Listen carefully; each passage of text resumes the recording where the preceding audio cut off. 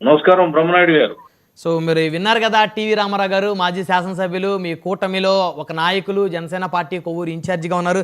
So వారు చెప్పింది విన్న తర్వాత నేను మిమ్మల్ని ఏమీ ప్రశ్నలు అడగదలుచుకోవట్లేదు. ఆనంద్ సాగర్ గారు మీ రియాక్షన్ ఏంటి?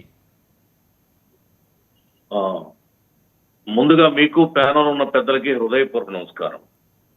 యాక్చువల్గా రామారావు గారు పశ్చిమ గోదావరి వెళ్ళి కొవ్వూరు ఎమ్మెల్యే అయ్యారు, కానీ మా తూర్పు గోదావరి జిల్లా పూర్వపు వాసి ఆయన. అవును, బాగా నాకు కూడా బాగా మిత్రుడు ఆయన. తెలుగుదేశం పార్టీలో ఒక తూర్పు గోదావరి జిల్లాలో పనిచేశాడు రామారావు గారు మాతో పాటు. అవును అవును అప్పుడు వెస్ట్ గోదావరి వెళ్ళి అక్కడ పార్టీ టికెట్ మీద ఎమ్మెల్యే అయ్యారు. మంచి పేరు ఉంది. లాస్ట్ ఎలక్షన్ లో కూడా ఒక 6 నెలల ముందు 5 నెలల ముందు జనసేన పార్టీలో చేరారు. అంతకుముందు అక్కడ హోమ్ మినిస్టర్ వనిత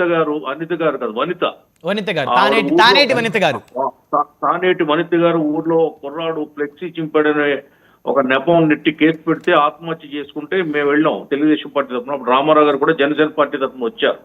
అక్కడ కలిసి ఉద్యమం చేశాం. ఆయన చెప్పింది వింటుంటే బాధగా ఉంది. ఎందుకంటే మరి పార్టీలు కూడా ఆలోచించాలి. చిన్న చిన్న ఈ కలయికలో, స్నేహంలో, ఉమ్మడి కాపురంలో చిన్న చిన్న ఏవో వస్తూ ఉంటాయి. మరి కార్యకర్తల అభీష్టం కూడా కొంత ఉంటుంది, మనోభావాలు ఉంటాయి కార్యకర్తలు కూడా. అంటే అవి పార్టీ అధిష్టాన వర్గానికి తెలియవు. కింది స్థాయి కార్యకర్త యొక్క మనోభావాలు ఎవరు తెలితే అక్కడ ఇన్ఛార్జికి తెలుస్తూ ఉంటాయి. అవును, ఎక్కువగా ఆయనకి ఎఫెక్ట్ అవుతూ ఉంటాయి. దాన్ని బట్టి ఆయన రియాక్ట్ అవ్వాల్సి ఉంటుంది. అక్కడే నాయకుడు సంయమనం పాటిస్తూ ఉండాలి.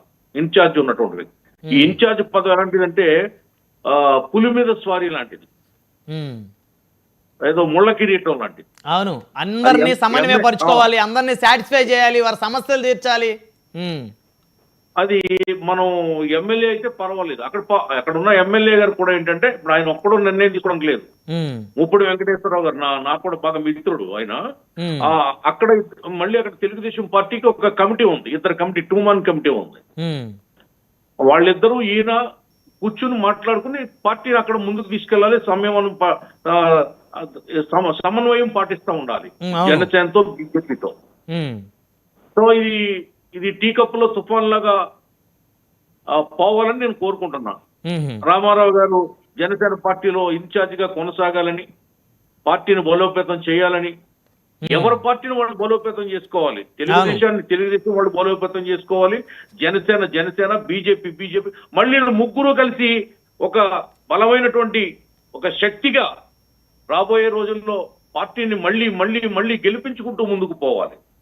ప్రభుత్వ విజయాల్ని ప్రజల ముందు పెడుతూ పార్టీని విస్తృతపరుచుకుంటూ, పార్టీ శ్రేణులను బలోపేతం చేసుకుంటూ, కేడర్ని కూడగట్టుకుంటూ మరి పార్టీని పటిష్టం చేసుకునే బాధ్యత ఇన్ఛార్జీలకు ఉంటుంది. దీన్ని ఎవరు కాదని లేరు.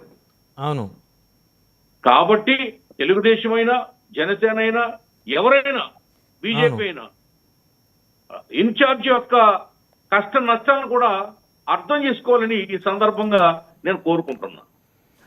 ఇంకా అక్కడ ఏదైతే ఇప్పుడు వచ్చిందో జనసేన పార్టీలో రామారావు గారి విషయంలో పార్టీ అధిష్టానం కూడా కొంత ఆలోచించాలని, ఒక మాజీ శాసనసభ్యుడు కాబట్టి ఆ పూర్వపరాలు పూర్తిగా పరిశీలన చేయాలని, ప్రజాస్వామ్యబద్ధంగా సంజాయిషీ ఇచ్చుకునే అవకాశం ఇవ్వాలని, ఏకాఏకిని ఏకపక్షంగా అది ఇన్ఛార్జ్ బాధ్యతలు తప్పించడం అనేది ప్రజాస్వామ్యబద్ధంగా ప్రజలకు కనపడదు. కాబట్టి పార్టీ వ్యవహారం కొంత విమర్శకు గురవుతుంది. కాబట్టి పెద్దలు పవన్ కళ్యాణ్ గారు అన్ని తెలుసు కాబట్టి వారు ఆలోచన చేయాలి, పునరాలోచన చేయాలి. పైగా అనకూడదు మాట, రామారావు గారు దళితుడు, నేను దళితుడిని. ఒక దళితుడు జనసేన పార్టీలో పనిచేస్తున్నాడంటే కొన్ని చాలా ఇబ్బందులు ఉంటాయి. మాకు ఇక్కడ చూస్తున్నాం, మా దగ్గర కూడా. సో ఇది ప్రతి పార్టీలో